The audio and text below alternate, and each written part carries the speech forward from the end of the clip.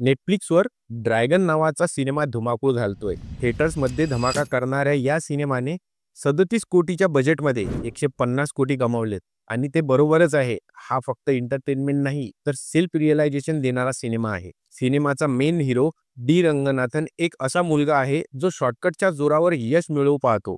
पण शेवटी तेच त्याच्या विनाशाचं कारण ठरतं. पहिला हाफ थोडा हलका-फुलका वाटतो, पण दुसऱ्या हाफमध्ये सिनेमा खूप इंटरेस्टिंग होतो. माझ्यासाठी हाय पॉइंट तो होता, जेव्हा सिनेमाच्या हिरोला सेल्फ रिअलायझेशन होतो.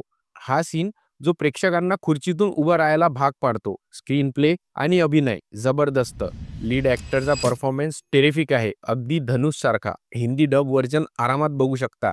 गाणी एवढी खास नाही आणि त्याची गरज पण वाटत नाही. स्टोरी खूप जबरदस्त आहे आणि स्क्रीन प्ले सुद्धा सुपर कनेक्टिंग आहे. ड्रॅगन हा सिनेमा पूर्ण फॅमिलीसोबत बघण्यासारखा आहे. व्हिडिओ आवडला असेल तर अशाच व्हिडिओसाठी फिल्मी आलूला सबस्क्राईब करा.